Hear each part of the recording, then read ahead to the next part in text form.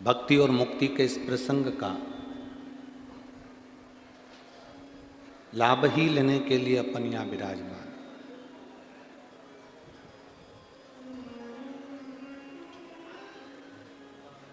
कोई तुमसे कह दे कि मुक्त होना सरल है, मुक्त होने में और मोक्ष होने में बहुत अंतर है। आप अपने कर्म से, शरीर से, अपने कार्य से मुक्त हो सकते हो, पर मोक्ष नहीं पा सकते।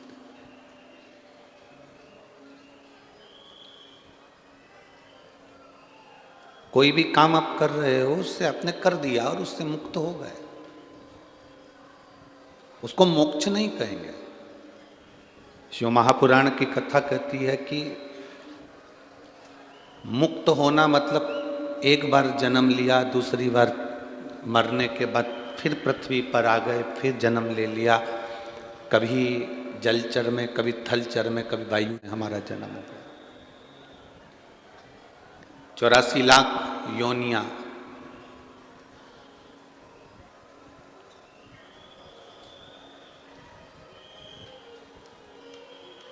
तिरासी लाख 99,999 योनियां काटने के बाद तो ये मनुष्य की शरीर 84 लाखवें नंबर का मिला है।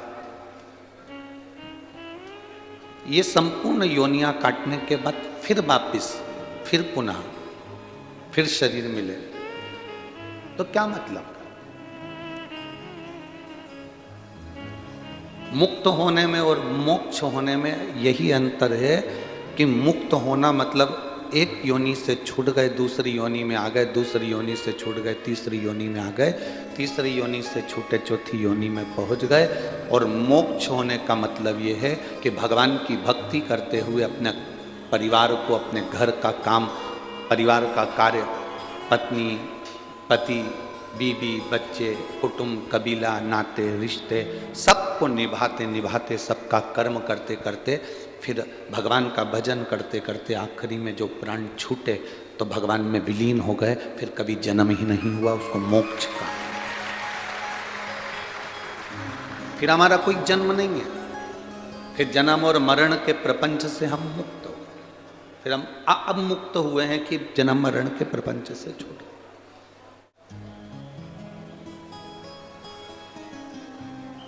जैसे बड़ा बंगला बनाओ तो गाड़ी की पार्किंग बनाना जरूरी होता है। बोलो सही है कि गलत है? अब तुमने बंगला तो बहुत बड़ा बना लिया, घर तो बहुत बड़ा बना लिया, और गाड़ी की पार्किंग ही नहीं बनाई, तो गाड़ी बाहर रखी रहेगी तो कोई भी चिल्ला चोट करेगा, अपशब्द कहेगा, गाली देगा, ताने देगा, निकल कर जाएगा, तो वो बार बार गाड़ी में हाथ लगाएगा, कुछ ना कुछ प्रॉब्लम देगा, कुछ ना कुछ परेशानी होगा। बंगला बड़ा बन रहा है तो पार्किंग भी बड़ी बनाओ, बिल्डिंग बड़ी बन रही है तो पार्किंग भी बड़ी बनाओ।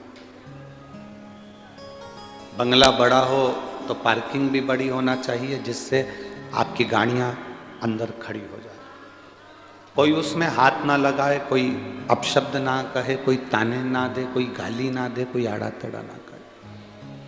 बड़े बंगले में पार्किंग बड़ी बनाना चाहिए, छोटे बंगले में पार्किंग छोटी बनाना चाहिए, पर अपने घर को बनाओ तो पार्किंग जरूर बनाओ। पार्किंग से मतलब है कि जितना बड़ा बंगला बन जाता है उतनी बड़ी पार्किंग होना चाहिए।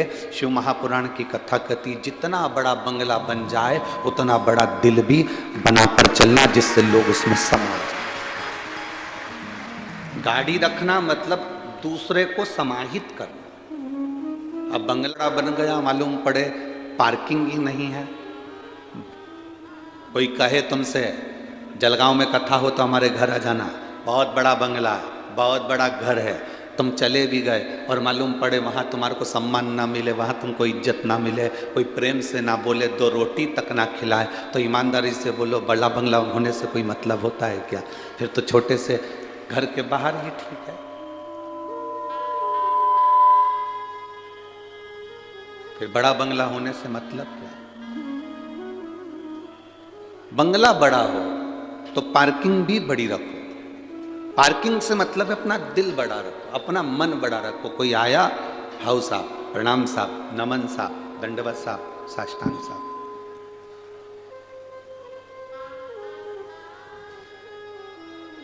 हम बंगले तो बड़े बना रहे हैं, हम घर तो बड़े बना रहे हैं, पर मन हमारा छोटा होते चले जा रहा है। हमारा मन, हमारा दिल छोटा होते चले जा रहा है। जितने बड़े बड़े पद पर हम जाते जाते हैं, उतना उतना हम अंदर से छोटे होते चले जाते हैं।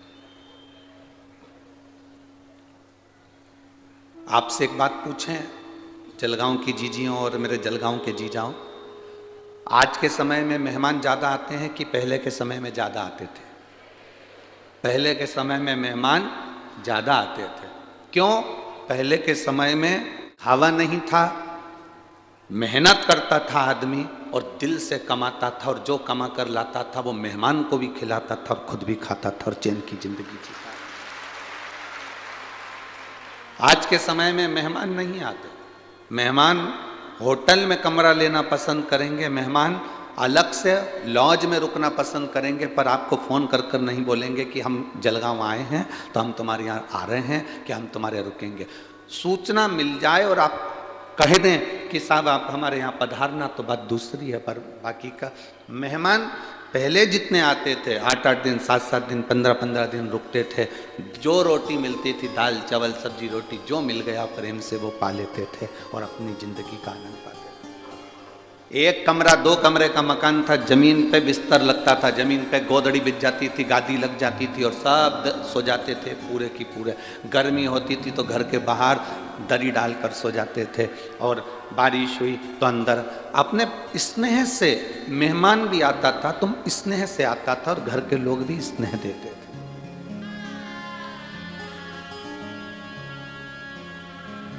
हमने पहले कथा में एक बार कहा था, मकान देखकर किसी के यहाँ मत जाना, अगर किसी के यहाँ जाना तो मन देखकर जाना कि मन अच्छा है। मकान देखकर कभी किसी के यहाँ मत जाना, कितना बड़ा बंगला है, कितनी बड़ी जायदाद है, कितनी बड़ी सत्ता है, कितना बड़ा वैभव है, कितनी गाड़ी है, कितना बंगला है ना। मन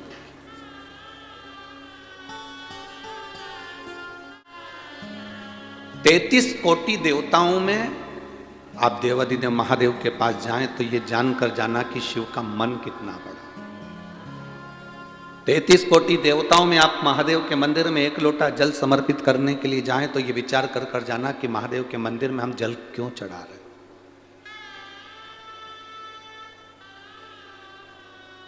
किसी बड़े दिल वाले से मिलना और किसी बड़े घर वाले से मिलना। बड़े घर वाले से मिलोगे तो अलग मतलब मालूम पड़ेगा, बड़े दिल वाले से मिलोगे तो अलग मालूम पड़ेगा। मेरा महादेव घर भले बड़ा ना हो, सोने का मुकुट मेरे महादेव का भले ना हो, उसको हीरे के जेवर भले ना पहना हो मेरा महादेव, सांप गले में पड़ा है, कानों में बिच्छू पड़ा है, मस्तक पर चंद्र धरा है, गंगा निरंतर बह रही है, कोई दिखावा नहीं है, कोई दिखावा नहीं। मृग चर्म धारण करा हुआ है मेरा महादेव, सुंदर धतूरे का श्रृंगार है मेरे महादेव का, बेलपत्र एक मस्तक पर शोभित हो रही है, तन पर भस्म रमी है मेरे महादेव की, कोई दिखावा नहीं। महल नहीं बड़ा, सोना चांदी नहीं बड़ा, पर मेरे महादेव के पास में जो गया वो खाली ना गया, उसका दिल बहुत बड़ा, उसका दिल, उसका हृदय बहुत बड़ा है, मन बहुत बड़ा है, उसकी चित्तवृत्ति बहुत बड़ी।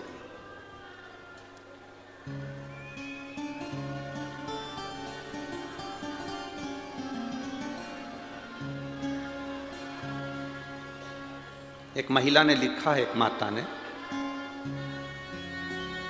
इमनी अरविंद माली, मैं सिरसोली तालुका जिला जलगांव की रहने वाली हूँ। कहीं बैठी हो तो हाथ हिला सकती हूँ, अगर कहीं बैठी हो तो अपना हाथ हिला सकती हूँ। संजीवनी अरविंद माली, मैं सिरसोली तालुका जिला जलगांव की रहने वाली हूँ। आप लोग पत्र पढ़ सकते हैं। मेरा मोबाइल नंबर ये है। शिव जी का मैं क्या वर्णन करूँ गुरुदेव। मेरी शादी को 10 साल निकल गए थे, डॉक्टर के हिसाब से संतान का सुख नहीं था। ऐसा कोई अस्पताल नहीं, ऐसी कोई जगह नहीं जहां हमने नहीं दिखाया हमारी संतान की प्राप्ति के लिए। गुरुदेव, एक माँ से पूछें कि बच्चे को प्राप्त करने के लिए माँ कितनी मेहनत करती है, भगवान से प्रार्थना करती है, डॉक्टरों को दिखाती रहती है। संतान अगर नहीं होती है तो लोग पुरुष को कभी नहीं कहते कि तेरे घर में औलाद क्यों नहीं हो रही। हर आदमी, हर घर का व्यक्ति ताने देता है तो केवल स्त्री को देता है कि तू औलाद क्यों नहीं दे रही, तू संतान क्यों नहीं दे रही। गुरुदेव, आंख में से आंसू निकलते रहते थे और मैं एक बच्चे को मैंने शिव जी के मंदिर जाते देखा लोटा भर के जल चढ़ाते हुए, तो मेरा भी मन करा कि अब मैं किसी के दरवाजे पर नहीं जाऊंगी, शिव के दरवाजे पर एक लोटा जल चढ़ाऊंगी। कथा सुनना चालू करी, टीवी के सामने आसन लगाती, बैठ जाती, हाथ में एक बेलपत्र रखकर कथा सुनती, कथा सुनने के बाद उस बेलपत्र को खा जाती। खाने के बाद में बाबा का पशुपति व्रत चालू करा, सफेद आंकड़े की जड़ का प्रयोग करा। 2 बार मैंने पशुपति व्रत करे पर बाबा ने मेरी नहीं सुनी। आखिरी में सबने कहा मत कर, परंतु मैंने भी हिम्मत नहीं आ रही। तीसरी बार पशुपति व्रत फिर करा। तीसरा सोमवार था, उसके दिन मंगलवार के दिन मुझे खुशखबरी मिली कि मेरा गर्भ ठहर गया। मेरा गर्भ ठहर गया। मैं बाबा को धन्यवाद देने के लिए आई हूँ। 6/7/2023 को आप कहते हो ना गुरुजी, देवता पल्ला झाड़ कर देते हैं और महादेव छप्पर फाड़ कर देते हैं। मेरे बाबा ने मुझे 10 साल बाद संतान दी तो 2 पुत्र दिए, जिसका मैं फोटो लगा रही हूँ, जिन बच्चों का मैं फोटो लगा रही हूँ। ये बाबा की कृपा से आप लोग टीवी के माध्यम से उन बच्चों का फोटो भी देख सकते हैं, और अगर यहाँ हो तो वो आ सकते हैं। शिव कृपा से, ओघड़दानी की कृपा से, करुणा से एक विश्वास जागृत रखिए। मेरे महादेव के पास में सोने का मुकुट नहीं है, मेरे महादेव के पास में सोने का हार नहीं है, मेरे महादेव के पास में हीरा पन्ना नहीं है, कोई जेवर कोई आभूषण मेरे महादेव के पास नहीं। पर दिल बहुत बड़ा। बड़ा बंगला बनाओ तो पार्किंग बड़ी रखो, बड़ा मकान बनाओ तो दिल, जम के बोलो जरा, दिल बड़ा रखो। ज्यादा धन आए तो दिल बड़ा रखो, मन बड़ा रखो। जब मन बड़ा होगा तो उसके अंदर कोई भी समाहित हो जाएगा। मेरे महादेव का दिल इतना बड़ा है, मेरे महादेव का मन इतना बड़ा है कि कोई एक ऐसा देवता बता दो जिसको राक्षस भी भजते हो, ऐसा देवता बता दो जिसको देवता भी भजते हो, कोई ऐसा देवता बता दो जिसको किन्नर भी भजते हो, एक ऐसा देवता बता दो जिसको पशु भी भजते हो, ऐसा देवता बता दो जिसको पक्षी भी भजते हो, ऐसा देवता बताओ जिसको संसार का जीव जंतु, कीड़ा मकोड़ा, जलचर थलचर, भूत प्रेत, डाकनी पिशाचनी, ऐसा कोई देवता जिसको सब भजते हो। कोई देवता, 33 कोटि देवता में ऐसा कोई देवता नहीं जिसको सब भजते हो। केवल एक देवाधिदेव महादेव है जिसको कीड़े मकोड़े से लेकर देवता तक भजते। कीड़े मकोड़े से लेकर छोटे छोटे झिंगूर, चींटी, जुआ मैं माथे में हो गया, उससे लेकर भी चींटी और झिंगूर और इल्ली से भी लेकर आखिरी में देवता तक उसका भजन करते हैं। वो केवल एक है, देव अधिदेव महादेव है। उसको सब भजते, उसको पशुपति नाथ कहते, उसको विश्वनाथ कहते।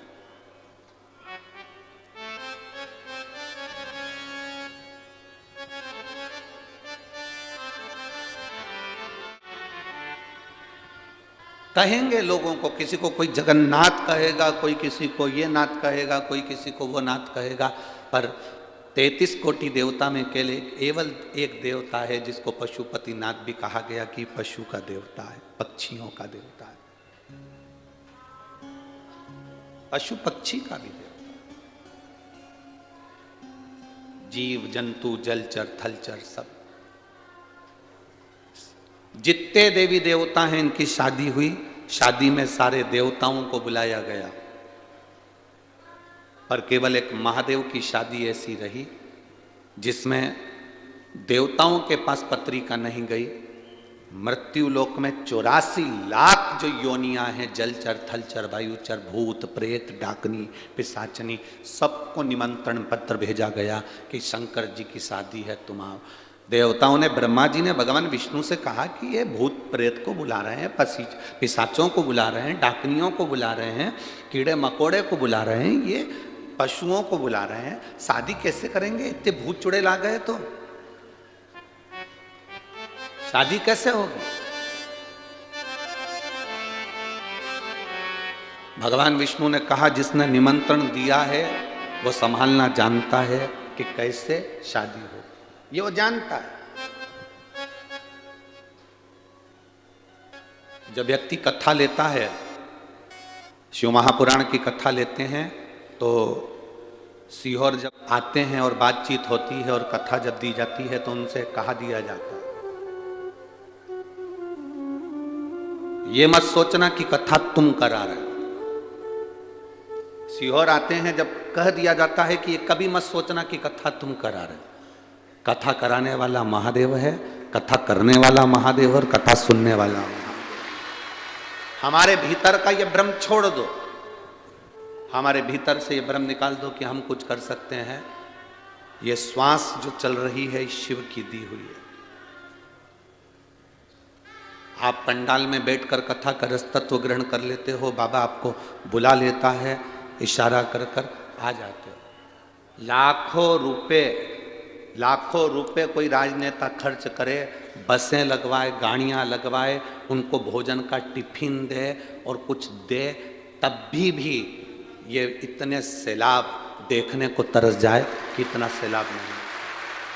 करोड़ों लाखों रुपए भी खर्च कर दे तो इकट्ठा नहीं कर सकता। यहाँ किसी को ना तो गाड़ी भेजी जाती है, ना निमंत्रण देने कोई किसी के दरवाजे पर जाता है।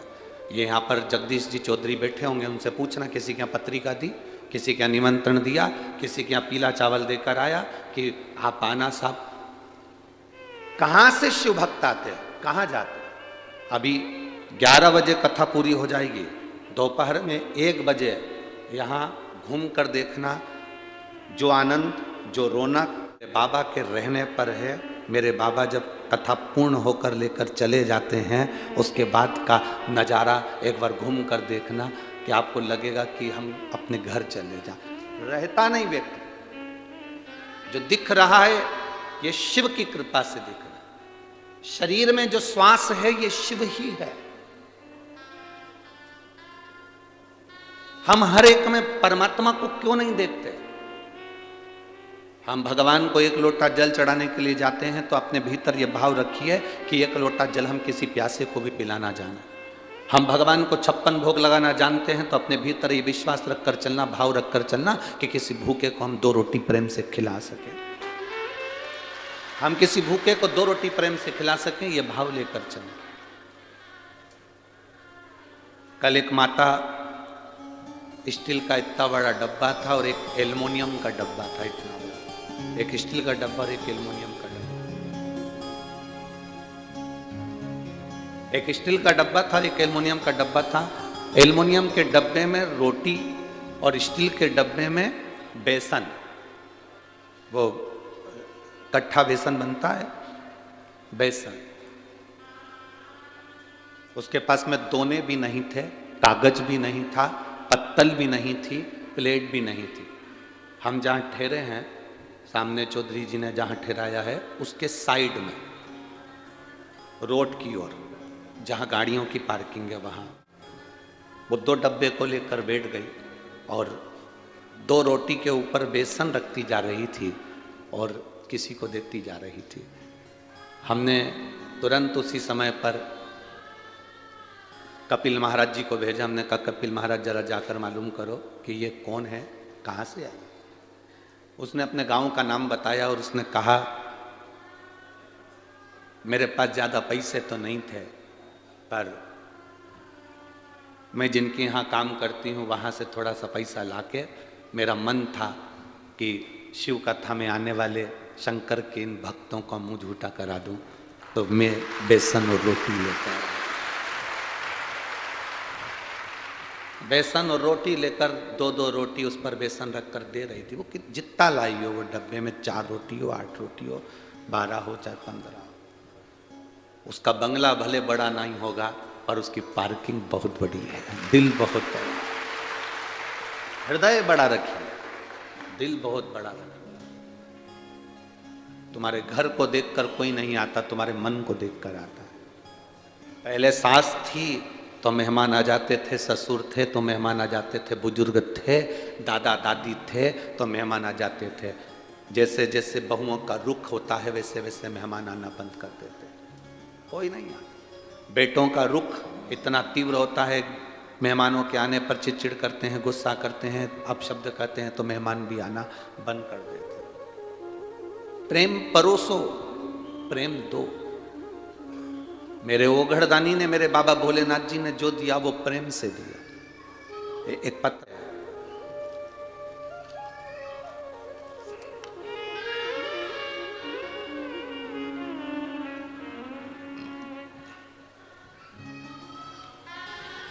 मेरा नाम सुनीता दौलत मुलाणे है। मैं नासिक की रहने वाली हूँ। कहीं बैठी हो तो हाथ हिला सकती हैं। मैं नासिक की रहने वाली हूँ। मेरा मोबाइल नंबर ये है। सन 2020 से मुझे सोरायसिस की बीमारी लग गई। कहीं बैठी हो तो हाथ हिला सकती हैं। मेरा नाम सुनीता दौलत मुलाणे है। मैं नासिक की रहने वाली हूँ। मेरा मोबाइल नंबर ही है। मुझे सन 2020 से सोरायसिस की बीमारी लग गई। पूरे शरीर फट जाता था, उसमें से खून निकलना प्रारंभ हो जाता था। बहुत तकलीफ का सामना करना पड़ा। सारे डॉक्टरों को बीमारी बताई पर उसका कोई इलाज नहीं मिल रहा था। सब स्किन स्पेशलिस्ट को जाकर दिखाया, फिर भी उसका इलाज नहीं लगा। जहां जहां बड़े बड़े डॉक्टर हैं, चाहे मुंबई तक हो, हमने इलाज करवाया पर सोरायसिस का कोई इलाज नहीं निकला। तब परिवार के लोगों ने कहा, वो टीवी पर मारा जाता है, वो कहता है कि कथा सुनो, कथा का फल मिलेगा। पंडाल में बैठकर 1 मिनट की भी कथा सुनी है और वहां बैठकर स्तुति करी है तो वो सुनेगा। हम नासिक की कथा में पंडाल में पहुंच, कथा सुनी, बाबा से प्रार्थना करी, अगर मेरी सोरायसिस की बीमारी समाप्त हो गई तो मैं जहां कथा होगी वहां सुनने के लिए जाऊंगी। नासिक में पहले दिन की कथा में पंडाल में सुनी, दूसरे दिन की सुनी, पंडाल की ही मिट्टी को शरीर पर लगाया, बाबा से विनय करी। आज मैं बाबा को प्रणाम करने आई हूँ कि मेरी सोरायसिस की बीमारी, जलगांव में मैं आई हूँ प्रणाम करने के लिए कि समाप्त हो गई। मैं शिव तत्व को प्रणाम करती हूँ। जो डॉक्टर नहीं दे पाए वो मेरे शंभू ने दिया है, शिव ने दिया। अब अभी नासिक की कथा कब हुई थी, कितनी तारीख को हुई थी, आप अंदाजा लगाइए। एक पत्रोर है जो नासिक की कथा का भेजा है।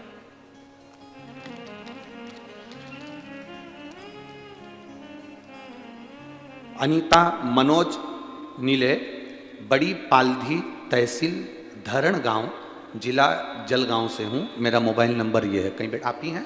दोनों हाथ हिला दो। बेटा आया है के साथ में? आप ही हैं? आजा, दौड़ कर आ।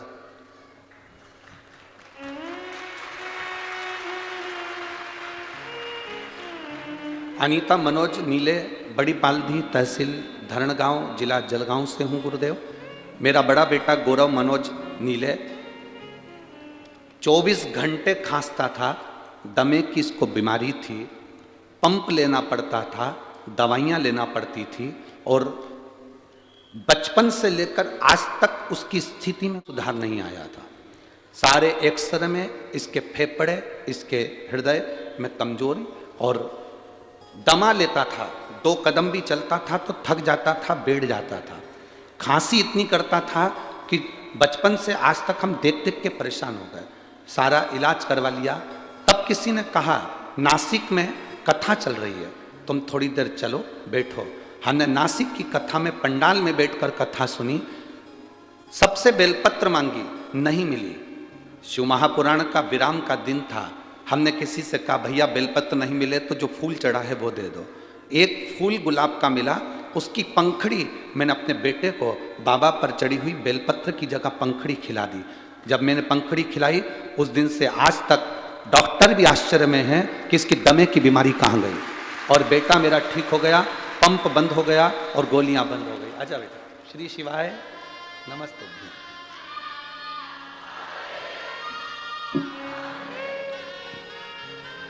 अब मत रो, खुश खुश खुश खुश खुश। अब तो ठीक है ना?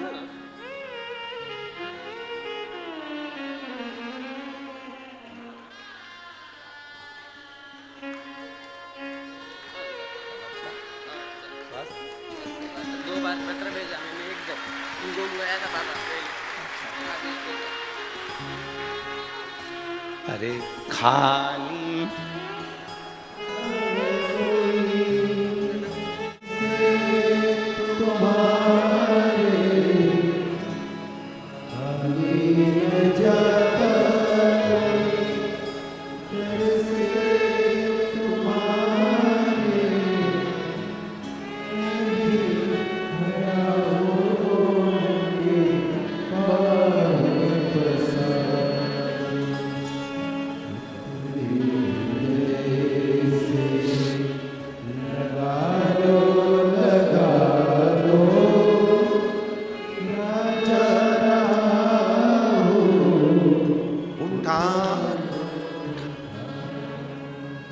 भोले अपने दर से अब गिरा जा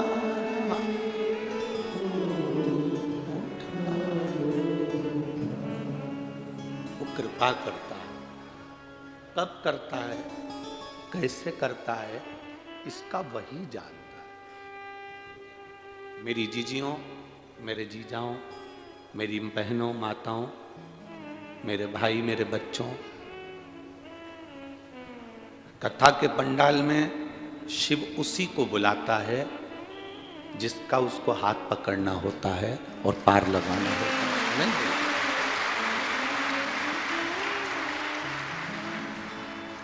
ये पूरी दम लगा लें तो व्यक्ति कथा के पंडाल में आ सकता है। पूरी दम।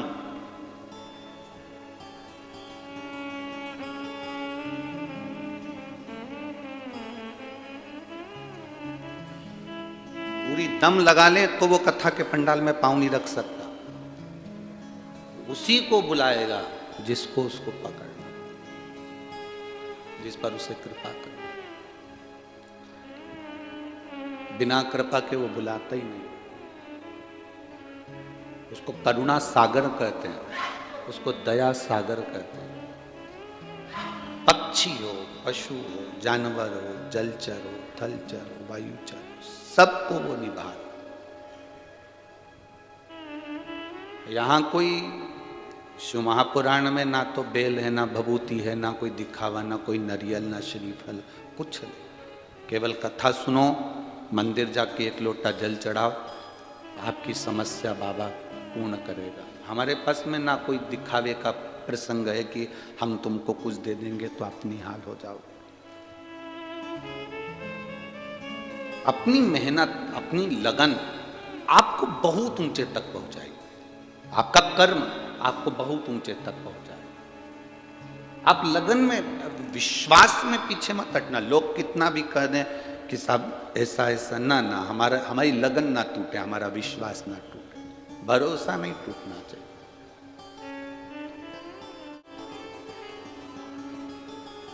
जब विश्वास पूर्ण हो तब मेरा शिव तुम्हें पकड़कर पार लगा देता है। विश्वास की पूर्णता।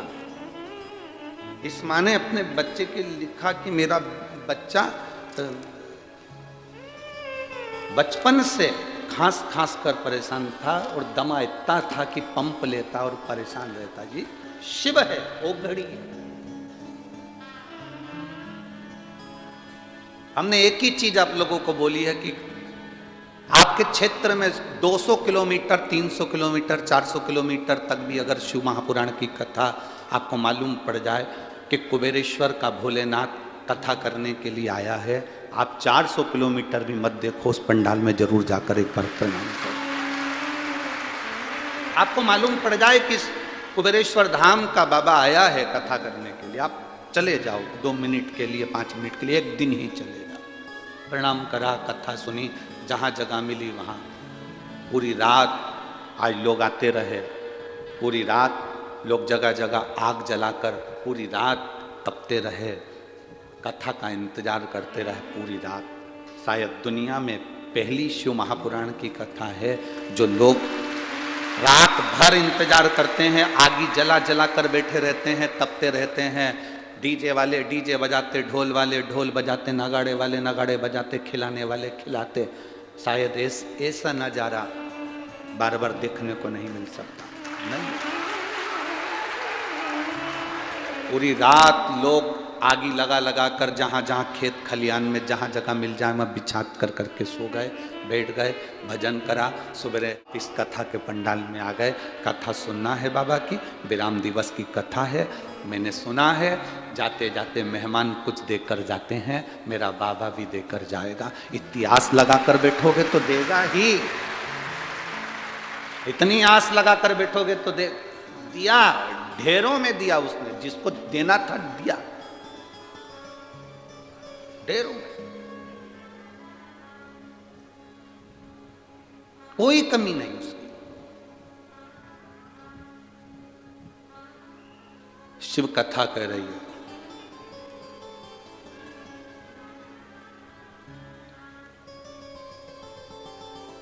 थोड़ा संघर्ष जिंदगी में हो सकता, थोड़ी मेहनत जिंदगी में हो सकती है, पर फल की कमी जिंदगी में नहीं हो सकती। मेहनत तो करना है, संघर्ष तो करना। विदल और उत्पल दो असुर थे, राक्षस। विदल और उत्पल दो असुर राक्षस पार्वती जी को देखकर लोभित हुए। पार्वती जी ने उन पर कुंदुक मारकर उनका अंत कर दिया। कुंदुक शिव जी के चरणों में जाकर रखाया तो शिव जी का नाम कुंदकेश्वर हो गया। अब कुंदकेश्वर भगवान कुंदकेश्वर जो रोग का निवारण करते हैं, रोग से मुक्त करते हैं। कितनी बड़ी भी बीमारी हो, कितनी भी बड़ी बीमारी हो, एकदम अचानक से कोई बीमारी आ गई है, अचानक से हॉस्पिटल में व्यक्ति पड़ा हुआ है। एक शिव जी की पूजन एक हमने रात्रि के 9:30 बजे वाली बताई थी, याद है आप लोगों में से कितने लोगों को याद है? जो रात्रि को 9:30 बजे शंकर की पूजन होती है, रखिए। कितना भी व्यक्ति हॉस्पिटल में पड़ा है, डॉक्टर कह दिया इसकी अंतिम सांसें चल रही है, तो भी एक बार प्रयास जरूर करना।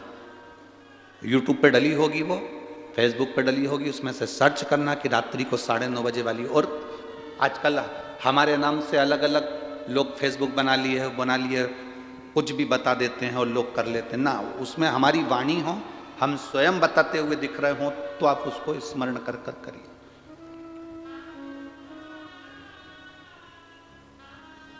वो रात्रि के 9:30 बजे वाली पूजन का स्मरण।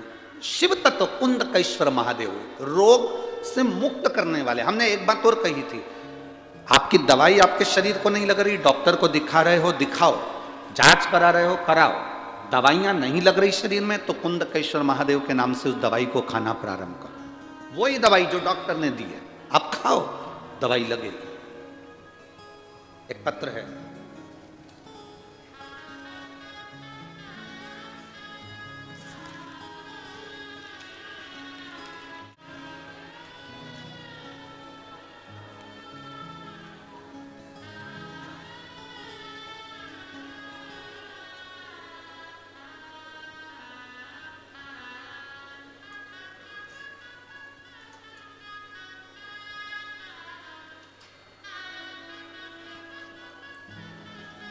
शिवाजी नारायण राठौड़, तहसील कन्नड़, जिला छत्रपति संभाजी नगर, महाराष्ट्र। मेरा मोबाइल नंबर ये है, कहीं बैठे हो तो हाथ हिला सकते हैं, कहीं बैठे हो तो हाथ हिला सकते हैं। आप लोग पत्र टीवी चैनल पर पढ़ेंगे, साथ में अपने अपने मोबाइल या टीवी चैनल पर, आस्था चैनल पर जहां कथा सुन रहे हैं उसमें स्मरण करेंगे। शिवाजी नारायण राठौर, तहसील कन्नड़, जिला छत्रपति संभाजी नगर, महाराष्ट्र। मेरा मोबाइल नंबर यह है। मैं क्या वर्णन करूं गुरुदेव, मेरी तबीयत अचानक बिगड़ गई, मुझे खुद पता नहीं चला कि मेरे साथ हो क्या रहा है। डॉक्टर के पास गए तो डॉक्टरों ने शुगर बताई, 2 दिन बाद तबीयत खराब होने लगी और ज़्यादा तबीयत गड़बड़ हो गई। फिर से डॉक्टरों ने निमोनिया बता दिया, फिर टीबी बता दी, फिर कुछ जांचें रहीं तो और भी बीमारियां उन्होंने बताई। पहले शुगर, फिर टीबी, फिर निमोनिया। अचानक तबीयत इतनी बिगड़ गई कि मुझे वेंटिलेटर पर रखा गया। 40 गांव के डॉक्टरों तो बीमारी का पता ही नहीं चल पा रहा था। उन्होंने तो हमें कह दिया कि कि यहाँ इनके बीमारी का इलाज नहीं है। मेरे घर परिवार वालों का तो रो रो कर बुरा हाल होने लगा। तभी मेरे पिताजी ने मुझे छत्रपति संभाजी नगर को अच्छे हॉस्पिटल में एडमिट किया। मेरी बहन बता रही थी कि उसे जल छत्रपति संभाजी नगर लेकर जा रहे थे। जब उसको ले जा रहे थे तब उसकी सांसें, नाड़ी कम गिरती जा रही थी। तभी मेरी बहन ने कहा, गुरुदेव जी बताते हैं पार्थिव शिवलिंग का निर्माण कर उसका पूजन करने से हमारा सब दुख दूर होता है। अगर वो नहीं कर सकते तो यहाँ रात को 9:30 बजे वाला जो पूजन बताया है वो चालू करते हैं। रात्रि को 9:30 बजे वाला पूजन करना प्रारंभ करा। हॉस्पिटल पहुँचे। बाबा की कृपा का हम क्या वर्णन करें गुरुदेव। श्री शिवाय नमस्तुभ्यम कहते कहते बाबा के धाम गए। आज मैं ठीक हूँ और बाबा की कृपा से एकदम ठीक। ना तो मुझे टीवी है ना मुझे निमोनिया है, मेरे बाबा ने मुझे साध लिया है। ये शिव तत्व है। हालत ऐसी थी जो फोटो में आप देख रहे हो, आप फोटो में देखिए जो हालत उसकी थी और उसके बाद में जो हालत है। शिव तत्व इसी को कहते हैं, शंकर ओघड़ी इसी को कहते हैं। ये शिव तत्व एक विश्वास के साथ, एक भरोसे के साथ, एक दृढ़ता के साथ जब हम शंकर की आराधना करते हैं, शिव हमारे सम्मुख में होता है।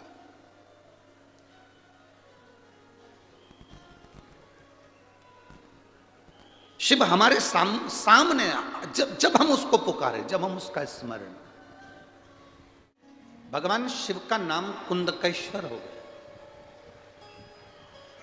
केवल कुंदुक चरणों में आकर गिरा, इसलिए भगवान शंकर का नाम कुंदकेश्वर कहलाया। जो दवाई, जो औषधि ना लगे, उस दवाई को, उस औषधि को कुंदकेश्वर महादेव के नाम से खाई। कोई बड़ी बीमारी शरीर में होती है, रोग होता है, तकलीफ होती है, डॉक्टर को दिखाओ, जांच कराओ, रिपोर्टें सब ले आओ। साथ में अगर दवाई ना लगे तो शिव की भक्ति का स्मरण करिए। कुंदकेश्वर, एक बार वापिस आप लोग नाम का स्मरण करें। कौन सा नाम है? कुंदकेश्वर, भगवान शिव का।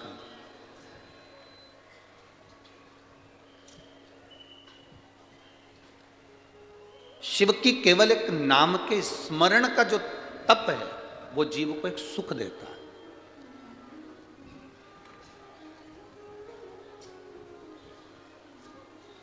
एक बार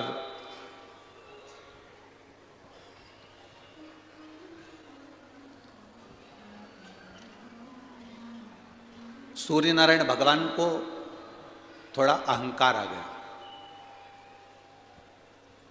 और सूर्य देवता ने अहंकारवश सूर्य नारायण भगवान ने कह दिया कि मैं सब कुछ जला सकता हूं, सब कुछ समाप्त कर सकता हूं।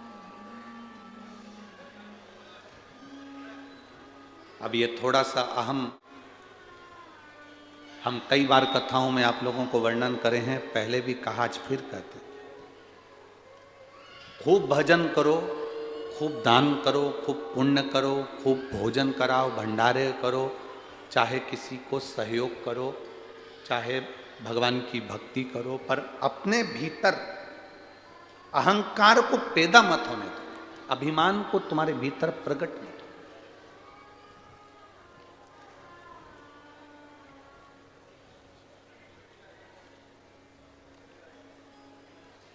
जब हमारे भीतर का अहंकार समाप्त होगा तो हमें शिव तत्व की प्राप्ति।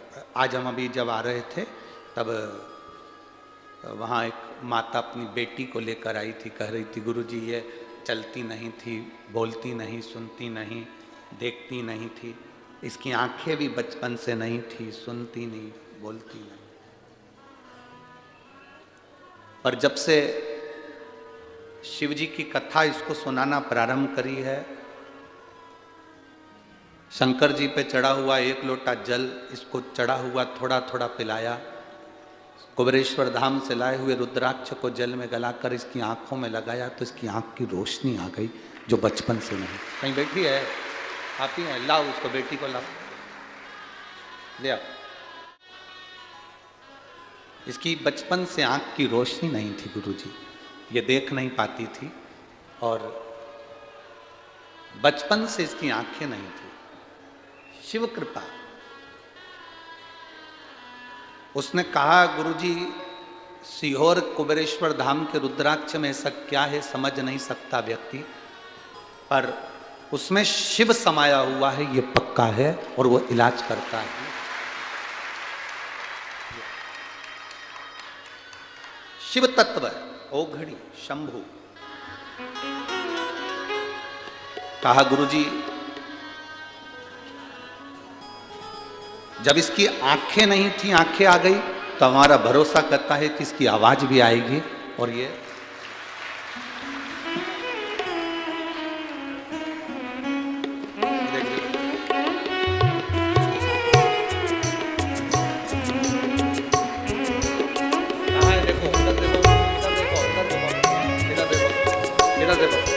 देख रहा है,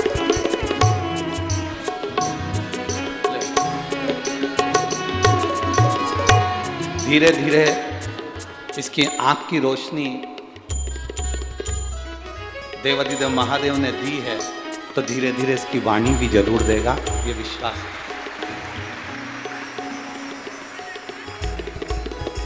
अच्छा बेटा है, हम बेटी कह रहे हैं, बेटा है। श्री शिवाय नमस्ते। धीरे धीरे उसने देखना चालू कर दिया, थोड़ा थोड़ा समझना चालू कर दिया।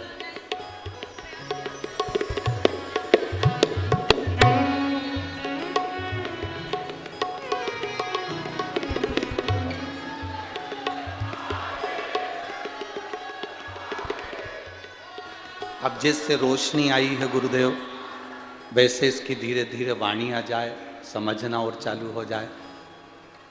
कह रही हैं अकोला से हम पीछा पकड़ कर चल रहे हैं कि बाबा देगा, और उसने आंखें तो धीरे धीरे दिखाना चालू कर दी तो विश्वास है कि बुलवा भी वो देगा।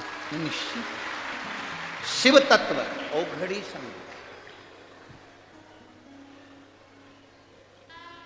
आप जिस भरोसे में शंकर की कथा सुनते हो शंकर उसको पूर्ण करता है। अहम मत आने दो अपने भीतर, अहंकार को बाहर धकेल दो, बाहर।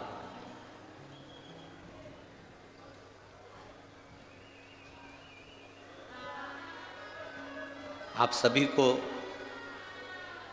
बहुत लगता होगा कि सीहोर वाले गुरुजी हमसे मिलते नहीं हैं, और महाराज आते हैं और बाबा होन आते हैं तो सबसे मिलते हैं खूब, रात को दिन में जब मौका मिल जाए तब मिलते हैं। पर ये सीहोर वाले महाराज केवल ऐसा है कि वो मिलता नहीं। बाबा आप लोगों से केवल हाथ जोड़कर यही निवेदन करना चाहेंगे, आपसे मिलेंगे तो आप हमको बोलोगे कि हमको ये हो गया, वो फायदा हो गया, हमको ये हो गया।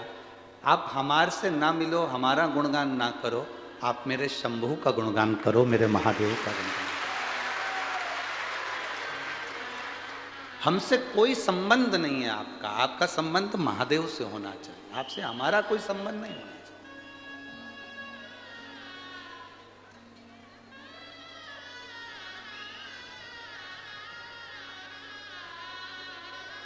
चाहे हम अकोला कथा करने गए हों, चाहे हम जलगांव कथा करने आए हों, चाहे नासिक गए हों, चाहे धुलिया गए हों, चाहे छत्रपति संभाजी नगर गए हों, मालेगांव गए हों, हर जगह पर सब कहते हैं आप गुरुजी हमारे यहाँ आना, गुरुजी हमारे यहाँ आना। कोई कहता है इनसे मिलो, कोई कहता है उनसे मिलो। हम कहते हैं मेरे बाबा से मिलो, हमसे मिलकर करोगे क्या, क्या करोगे? हमें भी भजन करने दो और आप भी भजन करो। जिसने वो शरीर दिया है उस शरीर का सदुपयोग हम भी करें, और आपको जो शरीर मिला उसका सदुपयोग आप भी करो।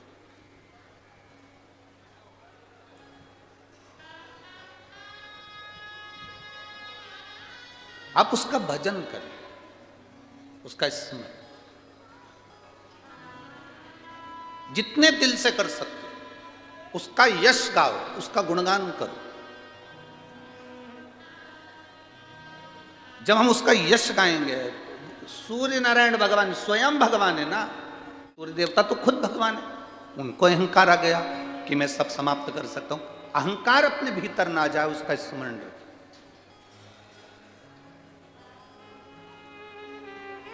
इसलिए हम बार बार कहते हैं कथा वाचने वाले से बड़ा होता है कथा सुनने वाला।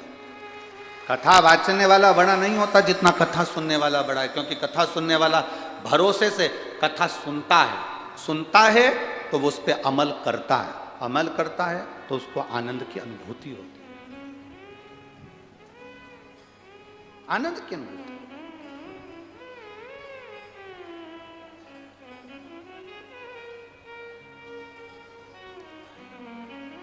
आप जितनी दृढ़ता से सुनेंगे, आप जितनी विश्वास से सुनेंगे, वो एक आनंद की अनुभूति देगा।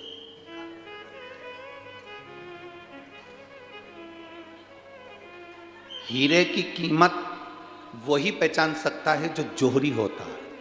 हीरे की कीमत बाकी का कोई नहीं पहचान सकता। उसी तरह शिव महापुराण में क्या है, रुद्राक्ष में क्या है, बेलपत्र में क्या है, शंकर की भक्ति में क्या है, ये वही जान सकता है जो जोहरी होगा, शंकर का भक्त होगा, शिव का उपासक होगा।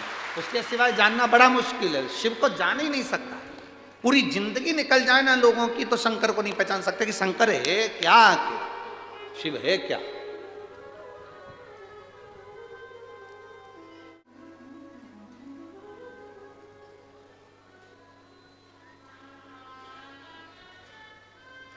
सूर्य नारायण को अहंकार आ गया, मैं जला सकता हूं, मैं समाप्त कर सकता हूं। जन्म, मरण और परण, तीन चीजें मेरे देवाधिदेव महादेव ने अपने पास में रखी है। जन्म मेरे महादेव ने अपने पास रखा कि कब जन्म देना है, किसको देना है, किसको औलाद देना है, किसको नहीं देना है, ये उसके हाथ में। जन्म,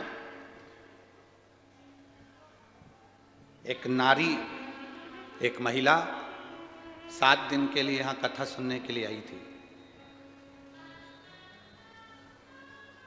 यहीं बैठी हुई थी, कथा सुन रही थी, और उसके गर्भ में जो बच्चा था, बड़े दिनों के बाद तो गर्भ ठहरा था, और गर्भ ठहरने के बाद बच्चा, डॉक्टर ने कह दिया था कि ये बच्चा ठीक नहीं है, ये बच्चा ठीक नहीं।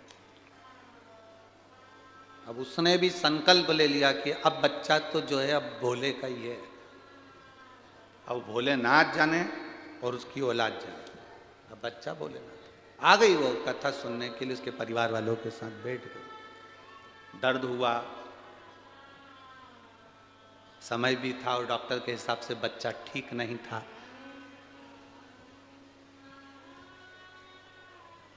प्रसव पीड़ा प्रारंभ हो गई, और जलगांव की इसी कथा पढ़ने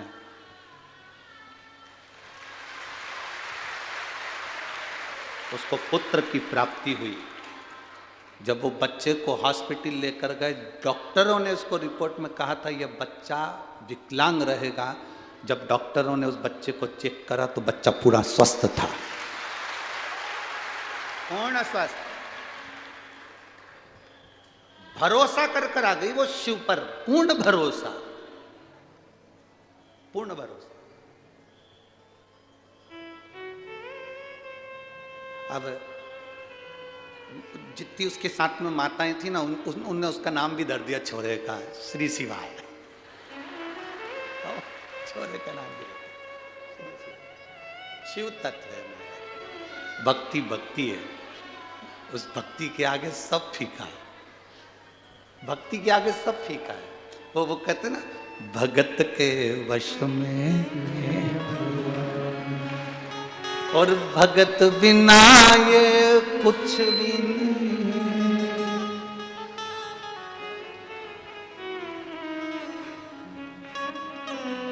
भगत है इनकी जान, भगत के वश में भगवान। आपकी भक्ति इतनी दृढ़ हो गई है, इतनी दृढ़ भक्ति कि कुछ पूछो ना, कुछ पूछो ही ना। कल की घटना, पीछे अपार भीड़, आज भी भीड़ अपार है, बहुत लाखों में भक्त, जितने रोज ना आए हों उससे 1000 ज्यादा गुना आज लोग यहाँ पहुंचे हैं विराम दिवस में। अब कहीं पीछे की ओर गंदगी हो रही होगी, अब गंदगी हो रही होगी तो कुछ लोग बैठे होंगे, तो किसी ने उनसे कह दिया कि पीछे गंदगी है, तुम थोड़ा उधर। तेरे से पूछा,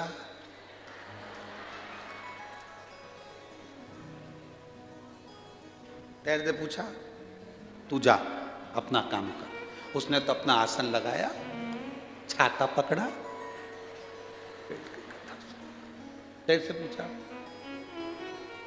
वो जा रहा था, दूसरी बार उसको वापिस बुलाया। वो यहीं का कार्यकर्ता है बेचारा, जिसको वापिस बुलाया, इधर बैठ, मैं तेरे को कथा सुनाती हूँ। और उसने कथा सुनाई उसको। करमेती बाई की कथा सुनी है तूने कभी जिंदगी में? तो कहने करमेती कौन थी? कि राजस्थान की एक भक्त थी करमेती बाई, भगवान कृष्ण से प्रेम कर बैठी।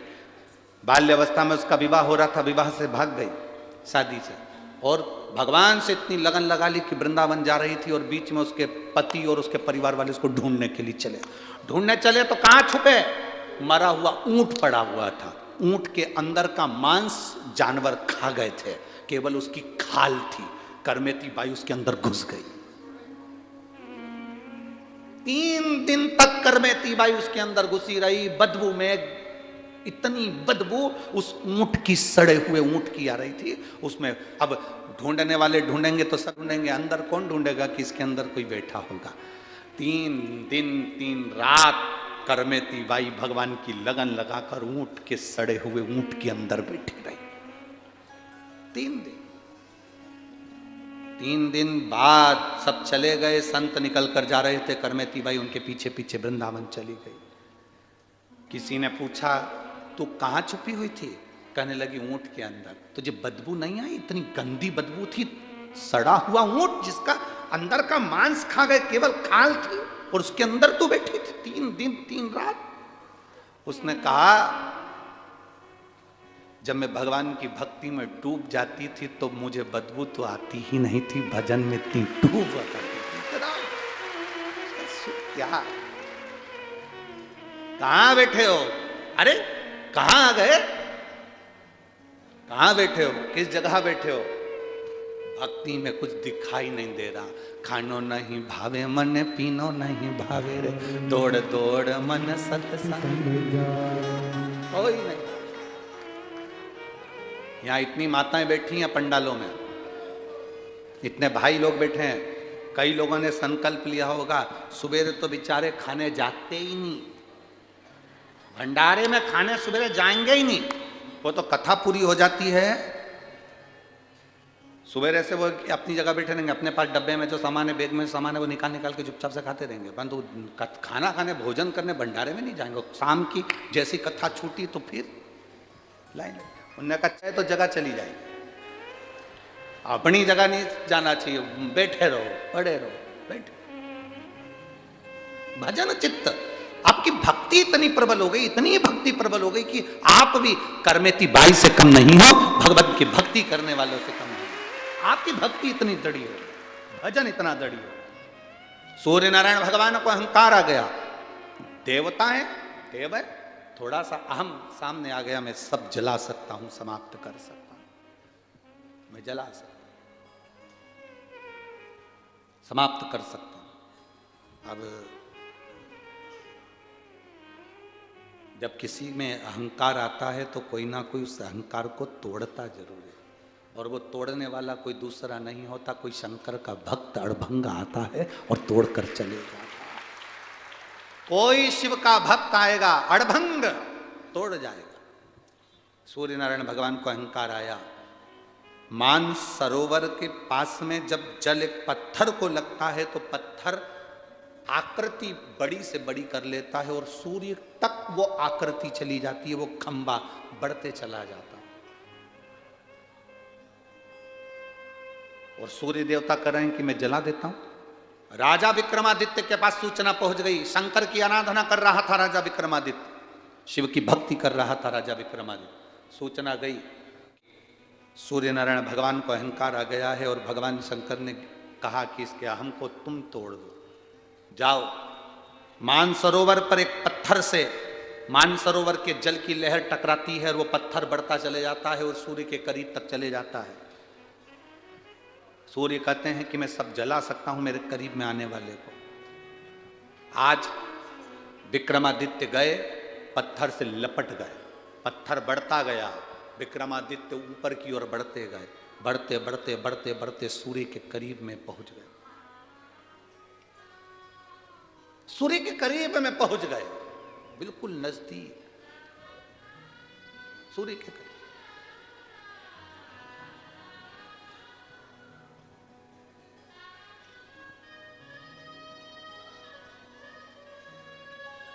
और सूर्य के करीब में पहुंचे, पर विक्रमादित्य का शरीर सूर्य देवता ने जलाना चाहा, भस्म करना चाहा, और पूरा शरीर सूर्य नारायण भगवान ने उस विक्रमादित्य के शरीर को जलाने का पूरा प्रयास किया, पूरा प्रयास।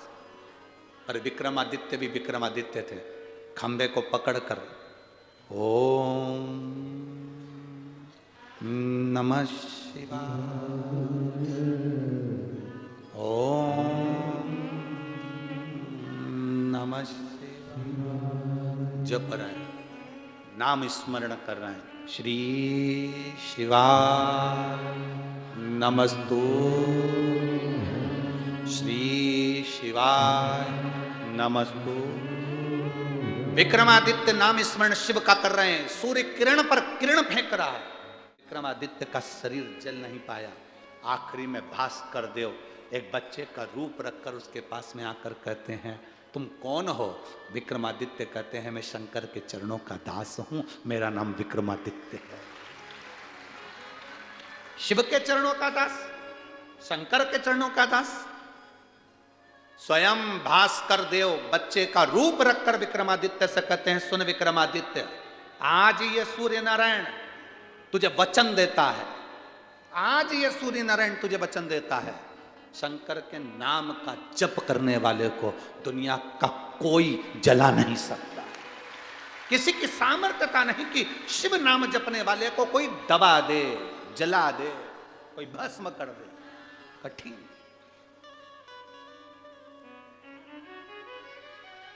इसीलिए कहते हैं, जो शिव नाम होठों पे अरे चढ़ गया रे, तो समझो ये जीवन संवर गया। शिव है कौन? शंकर का नाम का मात्र उच्चारण हमारी जिंदगी की सार्थकता, केवल नाम का उच्चारण।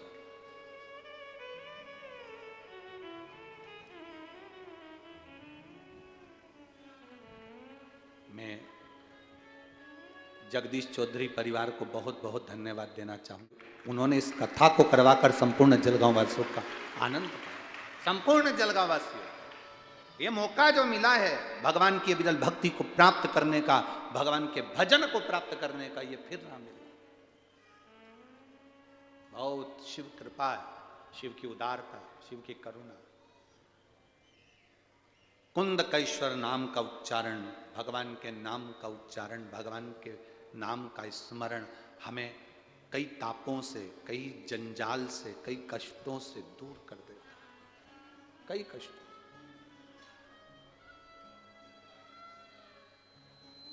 श्री शिवाय नमस्तु, श्री शिवाय नमस्तु, श्री शिवाय नमस्तु, श्री शिवाय नमस्तु, श्री शिवाय नमस्तु। भोला सब दुख काटो, ओ भोला सब दुख काटो। हम शिव सकते हैं, हमारी जिंदगी के जो दुख हैं, जो कष्ट हैं, वो कट जाए। शंकर के नाम के उच्चारण से कटेंगे। तुलसीदास जी ने, बाबा गोसाई जी ने अपनी चौपाइयों में लिखा, कलयुग केवल, जम के बोलो, नाम धारा। राम नहीं लिखा, वो चाहते तो यहां राम लिख सकते थे कि कलयुग केवल राम धारा। पर उन्होंने राम नाम नहीं लिखा, यहां लिखा कलयुग केवल नाम आधारा। कलयुग में तुम जो नाम लोगे, जिस नाम से भगवान को पुकारोगे, वो तुम्हारा आधार बनेगा और तुम्हें पार कर देगा। बस जपने वाले का भरोसा दृढ़ होना चाहिए, जपने वालों का विश्वास दृढ़। एक पत्र है, देखिए,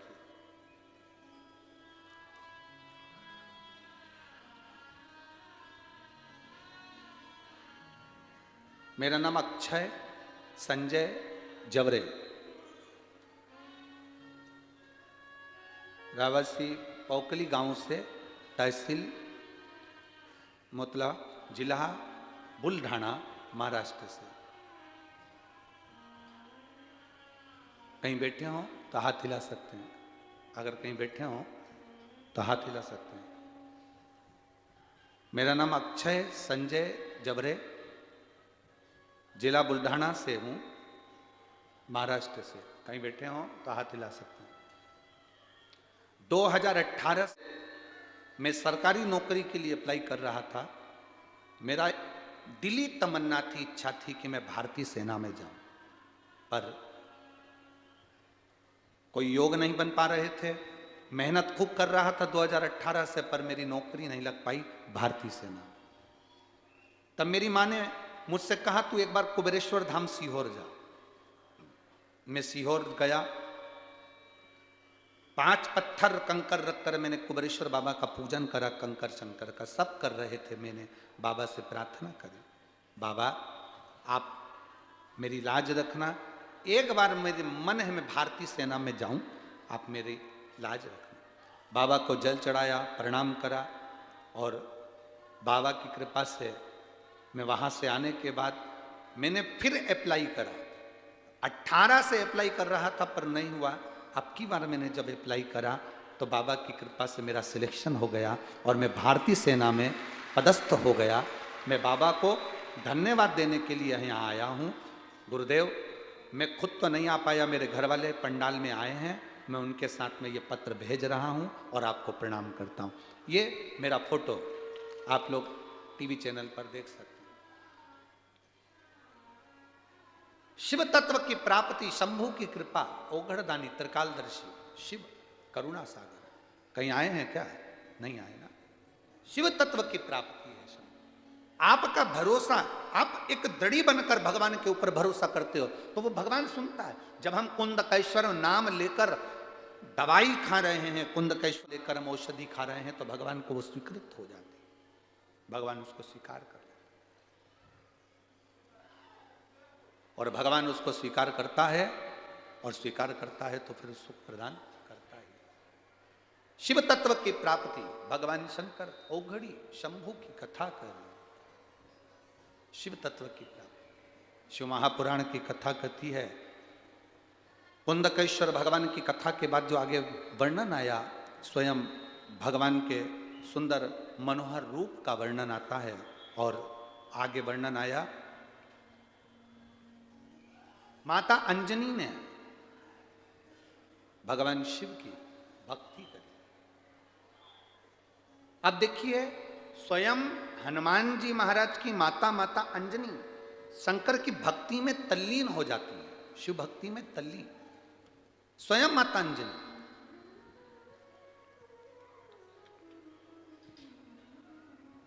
और शिव महापुराण की कथा कहती है, जैसे अंजनी माता ने अपने गर्भ से भगवान श्री हनुमान जी महाराज को प्रकट करा, हनुमान जी महाराज का प्रागट्य हुआ, उन्होंने भगवान देवाधिदेव महादेव से केवल इतना सा मांगा था कि पुत्र हो तो ऐसा हो जो हमारे सनातन धर्म को, हमारे राष्ट्र के उत्थान के लिए प्रबल है।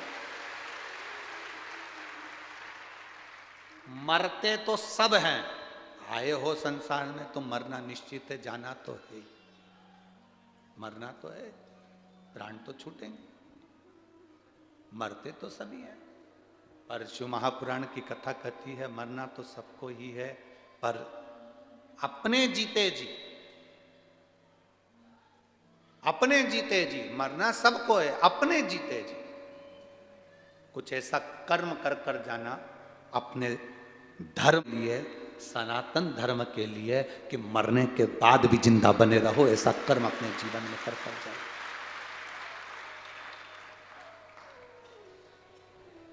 कुछ अच्छा कर्म कर जाओ, अपने जीवन को सार्थक बना कर जाओ, सनातन धर्म के प्रति जागरूक बन सके। हम पूरे राष्ट्र को सनातन धर्म के प्रति जागरूक नहीं कर सकते तो अपने नगर को, अपने गांव को करो। गांव को जागरूक नहीं कर सकते तो अपने परिवार को जागरूक करो। परिवार को जागरूक नहीं कर सकते तो अपने अपने पत्नी, अपने बच्चे, अपने पति, इनको सनातन धर्म के प्रति जागरूक करो। आज गांव-गांव में जो शंकर जी के मंदिरों का निर्माण हुआ है, बोलो सही है कि गलत है? कितने शिव जी के मंदिर बने, कितने शंकर के मंदिर बन गए, ढेर। सब लोगों ने शिव मंदिर तो बना लिए, पर आप लोगों से निवेदन है, शंकर के जितने मंदिर बने हैं वो मंदिर खाली नहीं रहना चाहिए। आपका फर्ज है उस मंदिर में जाने वालों की संख्या आपको बढ़ानी। उस मंदिर में प्रतिदिन भले आप 5 मिनट के लिए जाएं, 1 मिनट के लिए जाएं, 1 लोटा जल समर्पित करने के लिए जाएं, उस समय पर आपके मुख पर श्री शिवाय नमस्तुभ्यम होना चाहिए। 4 लोग मिलकर आए, 8 लोग मंदिर में आए, भजन करो, कीर्तन करो, जो समय मिल जाए। हम ये नहीं कहते कि पूरा समय मंदिर में लगाओ। सोमवार की अष्टमी पड़ जाए, मंदिर में 5 मिनट श्री शिवाय नमस्तुभ्यम। प्रदोष का दिन पड़ जाए, शाम के समय मंदिर में श्री शिवाय नमस्तुभ्यम। शिवरात्रि महीने की पड़ जाए, मंदिर में गए 5 बार श्री शिवाय नमस्तुभ्यम। जितनी माताएं वहां पर हो, जितनी महिलाएं वहां पर हो, जितने पुरुष हो, जितने भाई हो, बिना संकोच के शंकर के नाम का उच्चारण।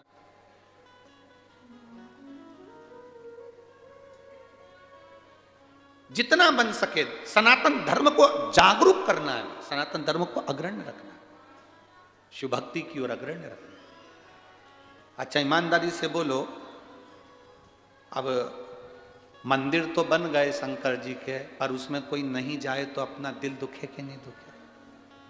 शिव मंदिर तक जागरूकता आपको देना है कि हमको 1 लोटा जल चढ़ाना। हमें किसी के कहने में नहीं आना, हमें किसी के भटकाव में नहीं जाना। लोग भटकाएंगे, बहुत आएंगे।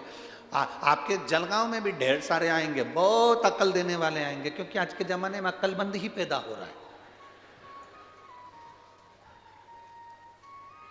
सियोर वाले जैसा पगला तो कभी कभी पैदा होता है, पर आज के जमाने में अक्लमंद ज्यादा पैदा होता है। तुरंत कहेंगे क्यों जा रहा है शंकर जी के मंदिर, क्या होता है, क्यों जा रहे हो, शिव महापुराण में क्या मिलता है। जो तुमको इस प्रकार की अक्ल दें उसको कह देना तेरे से बोला, तेरे से कहा कि तू हमको अक्ल दे, तेरे से कहा कि तू कुछ हमको बोल, हम तेरे से नहीं कह रहे तो तू हमसे मत कह, हमारा भजन हमें करने दे, हमारी भक्ति हमको करने दे। श्री शिवाय नमस्ते। हमें क्या करना तेरे से, क्या किसको रोइए चादर तान के, क्या किसको रोइए चादर तान के सोइए। बोल बम का नारा है, बाबा एक सहारा है। प्रयास करना। और दूसरा निवेदन, आप यहां बैठी हुई जितनी भी मेरी बेटियां हैं और जितने मेरे बेटे यहाँ बैठे हैं, जितनी मेरी बेटियां बैठी हैं, उनसे एक निवेदन जलगांव की पवित्र भूमि से करूंगा, प्यार वाली शादी मत करना, जिम्मेदार वाली शादी करना।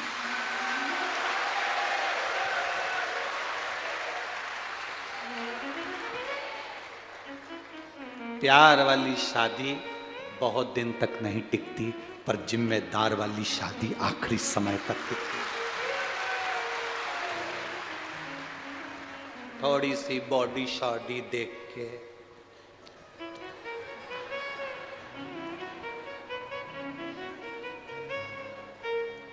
उनकी गाड़ी, एक तो उनकी खुद की तो गाड़ी नहीं होती, तुम्हारी गाड़ी सुधरने जाती है, वही गाड़ी वो पेट्रोल तुम्हारा, गाड़ी तुम्हारी, और वो उस गाड़ी को सुधार कर एक बार घुमा कर देखते हैं सही चल रही कि नहीं चल रही। इतने में तुम दिख जाते हो और तुम्हें बिठाकर 10-20 रुपए की चाउमीन खिलाकर तुम्हें फंसा लेता है और बाद में तुम्हारी जिंदगी नाश कर देता है। गाड़ी भी उसकी नहीं है, तुम्हारी है, सुधरने गई थी। पेट्रोल भी उसका नहीं है, तुम्हारा है।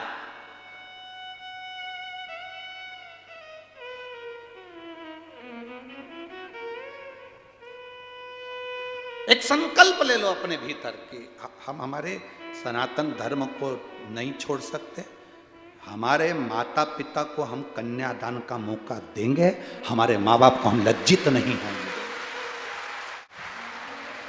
प्यार वाली शादी नहीं करेंगे, करेंगे तो जिम्मेदार वाली शादी करेंगे। प्यार वाली शादी में बस केवल थोड़े दिन का वो क्या दूर के ढोल सुहावने नजर आते हैं, पास में डीजे बजता है तो कान बंद करना पड़ता है। दूर डीजे बजता है तो कितनी अच्छी आवाज है। जब दूर दूर रहते हो ना तो प्यार के अंतर्गत उनकी फोन पे बात बहुत अच्छी लगती है। एक बार शादी हो जान दे फिर आवाज चुप बैठे रहो। 30 साल हो गए तुम्हारी सुन सुन के, अब नहीं सुन सकती, अब नहीं सुनो। ये प्यार वाली और जिम्मेदार वाली कोई बात नहीं, जिंदगी में ऊपर नीचे चलता रहता है, कुछ कह भी दिया ना कोई बात नहीं।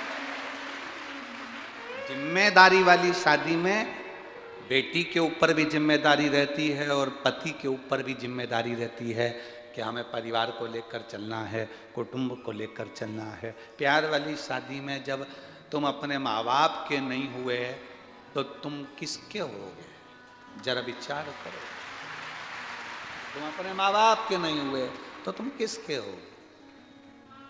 खूब समझाते हैं घर के लोग, माता पिता समझाएंगे, बेचारे थाने में अगर खबर जाती है तो थानेदार भी समझाता है, देखो तुम अपने धर्म में शादी करो, दूसरे धर्म में जाओ। तुम तो कह देती हो मैं तो मर जाऊंगी, मेरा इनसे कोई संबंध नहीं है। बेचारे पुलिस वाले भी क्या करें तो क्या मर जाए। अब वो भी कितना समझाए बेचारा। थाने में बैठ बैठ के समझाते थे, देखो अपने धर्म में करो, फालतू की इधर उधर मत जा बेटा, अच्छे घर की लड़की है नहीं, अच्छे घर की बेटी है ना, तेरे माँ बाप ने तेरे को पढ़ाया ना, अच्छे कॉलेज में भेजा ना, उनका नाम मत खराब होने जैसे ये 2 कौड़ी का लोगों के चक्कर में अपनी जिंदगी क्यों नाश करे। बेचारा ऐसा नहीं कि पुलिस वाला नहीं समझा, थाने में बिठा बिठा के समझा, समझ जा बेटा। फिर चलो तो चलो बाल संस्थान वाले आकर समझाते हैं, भैया समझ जाओ। फिर संत साधु समझाते हैं, फिर सनातन धर्म वाले समझाते हैं, परिवार वाले समझाते हैं, कितना समझाएं। और दूर के ढोल सुहा। सबसे ज्यादा बिगाड़ दिया ये फिल्मों ने, इतना बिगाड़ा। अच्छा तुम फिल्म देखो तो उसमें सब कुछ दिखाते हैं, उस फिल्म में दिखाते हैं कितना प्यार है छोरा छोरी में, कितना प्रेम दिखाते हैं। बोलो दिखाते कि नहीं दिखाते? जम के तो बोलो रिजी जी हो, दिखाते मेरे भाई उन बोलो कितना प्रेम दिखाए छोरा छोरी में, लड़का लड़की में इतना प्रेम दिखाए, इतना प्रेम दिखाए, इतना प्रेम दिखाए, सब कुछ दिखाया। पर एक बात बताओ, बस फिल्म कहां खत्म कर देते हैं? उनकी शादी होती है तब, उसके बाद का दिखा, तेरे बाप में दम होता, उसके बाद का दिखानी, वहां तक दिखाया बस शादी हुई, उसके बाद का दिखा जो घर में हो रहा है, दोच रही है, अब शब्द कह रहे हैं, ताने दे रहे हैं, झगड़ा कर रहे हैं, लड़ रहे हैं, वो किसी फिल्म में नहीं दिखाते। बस शादी हुई, फिल्म एंड समा, क्योंकि उसके बाद तुम निपटो। हमें तो बस इतना करना था कि छोरा छोरी के हृदय में ये दिखाना था कि तुम किसी से भी प्रेम करो, किसी से भी शादी करो, पर हमारा सनातन धर्म मंजूरी नहीं देता। अपने माँ बाप के कहे अनुसार चलो, अपने माता पिता के कहे अनुसार चलो, अपने माता पिता के कहे अनुसार विवाह करो। अपने माता पिता ने तुम्हारे पर विश्वास कर कर तुम्हें पढ़ने के लिए मुंबई पुणे भेजा, तुम्हें छत्रपति संभाजी नगर भेजा, जलगांव भेजा, छोटे छोटे गांव से निकालकर माता पिता ने किसी की नहीं सुनी, तुम्हें पढ़ने के लिए भेजा। ये तुम्हारा फर्ज है। कितनी भी किसी से दोस्ती कर लेना, आखिरी में कह देना, देख रे भाई शादी तो मेरे माँ बाप कहेंगे वहीं करूंगी, चाहे तू अप टू डेट हो, चाहे कहीं तक कुछ भी हो, शादी तो मेरे अपने माता पिता के कहीं से। प्यार वाली शादी नहीं करना। कौन सी शादी करना है? जम के बोलो जरा, जम के। जिम्मेदार वाली शादी करना है, जिसमें दोनों की जिम्मेदारी हो, दोनों जिम्मेदार बने, अपने माता पिता, परिवार, कुटुंब, कबीले, नाते, रिश्ते, कुटुंब को लेकर चलने वाली शादी करना। ये साधारण नहीं, इसमें मत पड़ जाना फालतू के प्रपंच में। आएंगे, बहुत आएंगे तुमको, बहुत।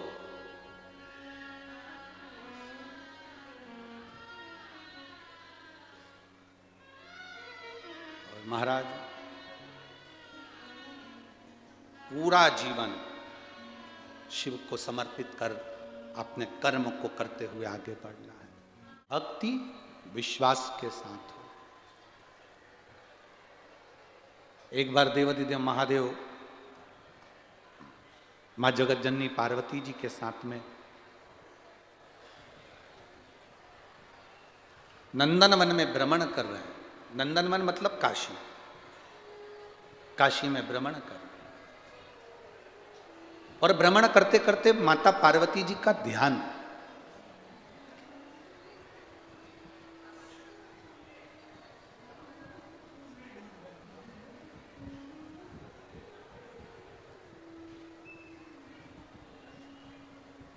चिताभस्म की ओर स्थिर हुआ।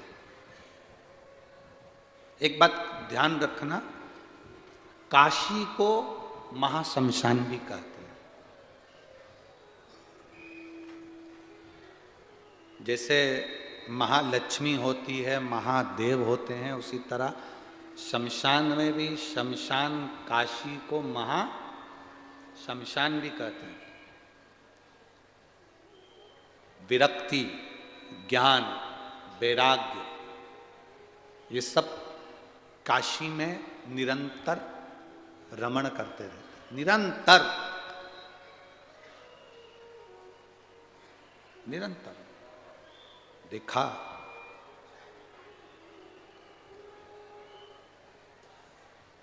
चिताभस्म को देखकर माता पार्वती स्तुप्त हो गई, एकदम रुकी।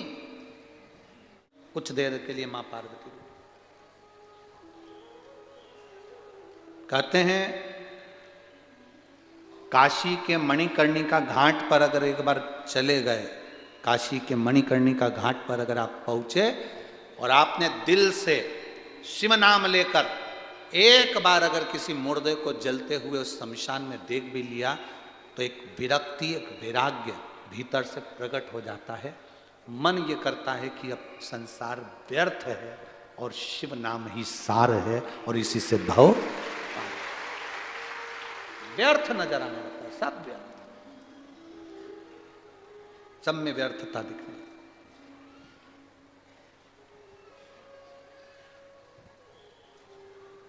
जैसे आप लोगों ने मकान बनाया होगा, घर बनाया होगा, तो खिड़की और दरवाजा मजबूत रखते हो कि नहीं रखते हो? जम के तो बोलो जरा, रखते हो ना? खिड़की भी मजबूत, क्यों? कोई चोर ना घुस जाए। जरा जाली वाली लगी कि नहीं लगी? दरवाजा लगा कि नहीं लगा? दरवाजा भी मजबूत, कोई अंदर प्रवेश ना कर जाए, कोई घुस ना आ जाए। खिड़की और दरवाजे मजबूत होना चाहिए, कहीं उसके अंदर कोई प्रवेश ना कर जाए। उसी तरह शिव महापुराण की कथा कहती है, जब माता पार्वती जी स्तुप्त हो जाती हैं चिताभस्म को देखकर, तो देवाधिदेव महादेव माता पार्वती को हाथ पकड़कर हिलाते हैं। पार्वती, हुआ क्या? क्या हुआ? पार्वती जी कहती हैं, ये चिताभस्म को मेरे मन में भाव उत्पन्न होता है। संसार मिथ्या, सब मिथ्या। शिव कहते हैं, पार्वती ऐसा नहीं, मृत्यु लोक में जन्म लेने वाले मनुष्य को अपने कर्म पूरे करना पड़ेगा, और कर्म पूरे करने के बाद वो मेरी शरणागति में आ सकता है। कोई तुमसे कह दे साधु बन जाओ, कोई तुमसे कह दे संत बन जाओ, कोई तुमसे कह दे तुम अपना घर छोड़ दो, परिवार छोड़ दो, नाते रिश्ते छोड़ दो, कुटुंब कबीला छोड़ दो, जाओ तुम तो कोई बाबा जी के साथ में मिलकर बाबा बन जाओ। ना ना ना ना, शिव महापुराण कथा कहती है इससे कोई सार तत्व नहीं है। शिव महापुराण की कथा में शंकर भगवान माता पार्वती को मणिकर्णिका के घाट पर सुंदर आनंद के साथ माता पार्वती जी को सुंदर महाशमशान की उस रज में चिताभस्म के सम्मुख में कहते हैं, संसार में रहने वाला मनुष्य जब अपना कर्म करते करते मेरा नाम एक बार भी ले लेता है, शिव कहते हैं फिर वो मेरे धाम को आ जाता है। अपने कर्म को करते, अपने भजन को करते करते अपने कर्म में लीन होते हो। जो मुझे भजता है वो मेरे पास है। हम अपने कर्म से वंचित ना हो, हम अपने कर्म में लगे रहें, भगवती स्मरण में लगे रहें। तुम्हारा जो काम है, दुकान है, धंधा है, पानी है, खूब करो। खिड़की मजबूत होना चाहिए, दरवाजा मजबूत होना चाहिए, अंदर हवा प्रवेश ना करे, अंदर चोर प्रवेश ना करे। शिव महापुराण की कथा कहती है, यह नेत्र ये मुख और ये कर्ण, ये हमारी खिड़की है। सबसे मुख्य है हमारे ये कान, ये वो खिड़की है, वो दरवाजे हैं जिससे हमारे भीतर निंदा प्रवेश करती है, जिससे हमारा मन भटकता है, जिससे हम हर कहीं जाना पसंद कर जाते हैं। इन कानों को सही जगह रखो। जहां तुम्हें लगे शिव की निंदा हो रही है, कथा की निंदा हो रही है, शिव पुराण की निंदा हो रही है, शिव भक्त की निंदा हो रही है, किसी अन्य व्यक्ति की निंदा हो रही है, उस जगह पर अपने कानों को बंद कर कर वहां से दूसरी जगह चले जाओ, पर निंदा को श्रवण मत करो। इससे जो हवा प्रवेश करेगी वो हमारे भीतर के विश्वास को तोड़ देगी, हमारे भीतर के भरोसे को तोड़ देती, हमारे भीतर के विश्वास को तोड़ देती।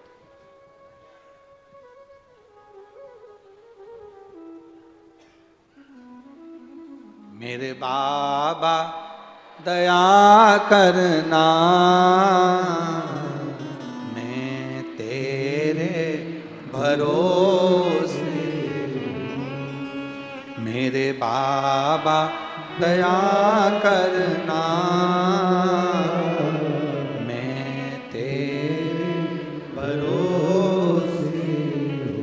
ना घर के भरोसे ना परिवार के भरोसे हो, मेरे बाबा दया करना,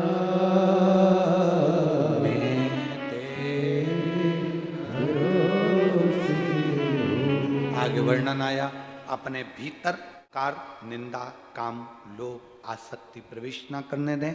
दूसरा वर्णन करते हुए सुंदर भाव से तुमरुका जी ने चंचुला देवी को 12 ज्योतिर्लिंग का स्मरण कराया। प्रथम सोमनाथ जी का वर्णन करा, चंद्रदेव को काया का रोग हुआ, उस रोग से मुक्त किया। फिर वर्णन आया मल्लिकार्जुन का, सुंदर कार्तिकेय बाबा रुष्ट होकर चले गए थे देवाधिदेव महादेव माता पार्वती जी के साथ मना कर लेकर। कई माता कई भाई ऐसे हैं, बच्चे अगर रुष्ट होकर चले जाते हैं तो सोचते हैं जान दे चूल्हा में। ना ना, अपने बच्चे हैं ना, एक बार उनको समझा कर वापिस लाने का प्रयास। शिव महापुराण करती क्या? शिव महापुराण का काम क्या है? वो यही करती है, जो भटक जाते हैं, कोई ने कह दिया वहां चलो वहां ऐसा चमत्कार हो रहा है, वहां चलो वहां ऐसा चमत्कार हो रहा है, कोई कहेगा वहां पर ये चढ़ा दो, कोई कहेगा वहां पर वो चढ़ा दो। शिव महापुराण ने ये सब जितने जितने ये चमत्कार फमत्कार होते हैं, शिव पुराण ने सब बंद कर दिए। शिव पुराण ने केवल एक काम करा, अपने अंदर शंकर की भक्ति को जगाओ, अपना कर्म करो, मेहनत करो और एक लोटा जल शिव जी को समर्पित करो। सावधान,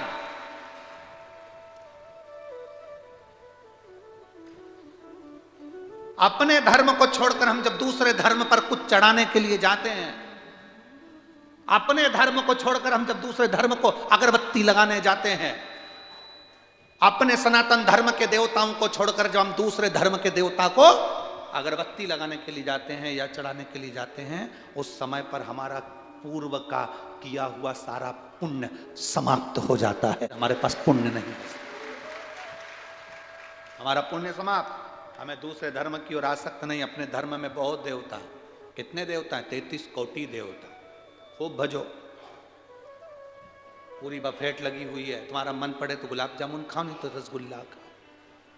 33 कोटि देवता हैं। शंकर जी भजना हो, राम जी भजना हो, कृष्ण भजना हो, शिव भजना, तुम्हारी मर्जी पड़े उसका भजन करो, पर करो अपने सनातन धर्म का। दूसरे धर्म में प्रवेश नहीं। शिव कथा करें। भगवान मल्लिकार्जुन बनकर विराजमान हुए। अगला वर्णन आया है महाकाल का। दूषण नाम के राक्षस का संहार भगवान ने करा और महाकाल बनकर विराजमान हुए। अगला वर्णन है ओंकारेश्वर। विंध्य नामक पर्वत ने तप किया, शिव जी को प्राप्त किया, ओंकारेश्वर के रूप में विराजमान। फिर वर्णन आया है श्री केदारनाथ। नर नारायण ने तप कर कर शिव जी को विराजमान करा। अगला वर्णन आया है भीमाशंकर। कुंभकर्ण की धर्म पत्नी करकटी, जिसका पुत्र था भीम, उस भीम ने देवताओं को परेशान किया। शिव जी ने आकर उसका संहार करा। शिव जी का नाम भीमा शंकर। भीमा शंकर।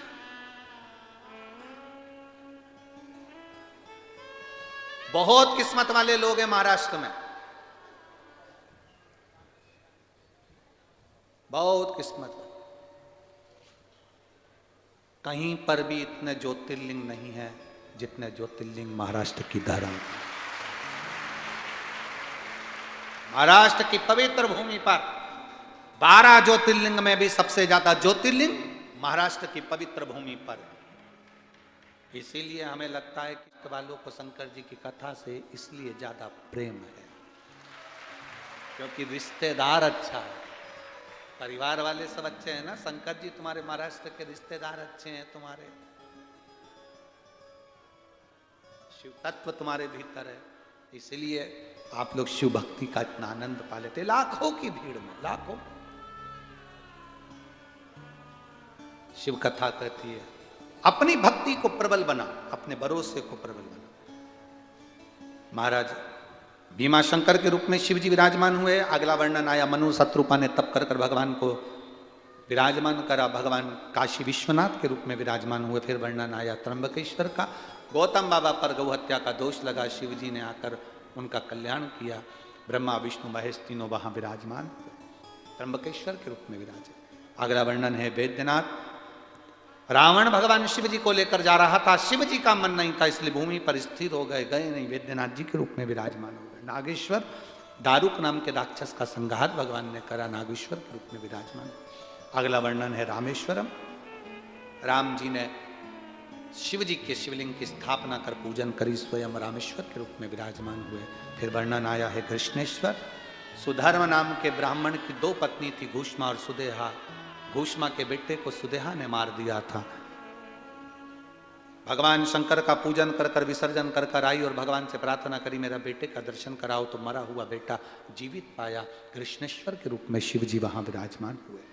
ऐसे 12 ज्योतिर्लिंग का पावन चरित्र है। जहां शंकर का शिवलिंग होता है, जहां शंकर भगवान का शिवलिंग विराजमान होता है, वहां अगर एक क्षण के लिए भी कोई जाकर बैठ जाता है, देवादिदेव महादेव उसकी झोली भर देते हैं। ऐसा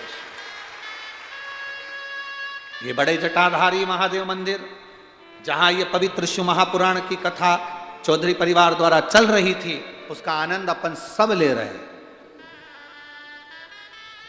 और भी ऐसी जगह पर है कि आते जाते एकांत में आप कभी भी बाबा देवादिदेव महादेव का गुणगान स्मरण कर सकते हो, जब चाहो तब। बड़ा जटाधारी मंदिर का आनंद भाव से बाबा का दर्शन कर कर एक लोटा जल चढ़ाकर अपने जीवन को सुख प्राप्त कर सकते हैं। ऐसा शिव तत्व है। तुमरुका जी ने चंचुला देवी को कथा सुनाई, बिंदु प्रतियोनि से मुक्त हुआ। भगवान देवादिदेव महादेव माता पार्वती के साथ में जो 7 दिवसीय कथा का रुस्पान श्रवण कर रहे थे, शिव जी ने अपने मस्तक की बेलपत्र उठाकर शिवपोथी को दी।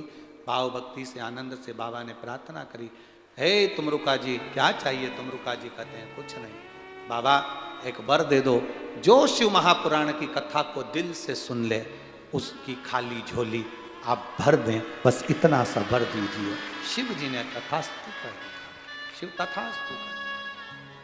पवित्र शिव महापुराण की कथा कभी समाप्त नहीं होती। आज 11 तारीख को यहाँ विराम हो रही है, 16 तारीख को अमरावती में प्रारंभ हो जाएगी। 1 बजे से 4 बजे तक आस्था चैनल पर टीवी पर अपन अम्बेश्वर शिव महापुराण की कथा सुनेंगे। क्यों भगवान कृष्ण द्वारका से रुक्मणी जी को लेने के लिए विदर्भ की भूमि पर क्यों आए थे, क्यों भगवान राम विदर्भ की धरा को छूते हुए आनंद करते हुए चले लंका की, क्यों भगवान दत्तात्रेय विदर्भ की भूमि का स्मरण करते हैं, आखिर विदर्भ की भूमि में ऐसा क्या है। ये सारे प्रसंग 5 दिन की जो शिव पुराण की कथा अमरावती में हो रही है, 16 तारीख से 20 तारीख तक 1 बजे से 4 बजे तक उसको श्रवण करेंगे। फिर 25 तारीख से 31 तारीख तक पंढरपुर की पवित्र भूमि पर वो कथा आप सबकी है, आप सबको संभालना है और आप सबको करना है। आनंद से उसमें खूब खूब सहयोग कर अपने जीवन को सार्थक बनाना है।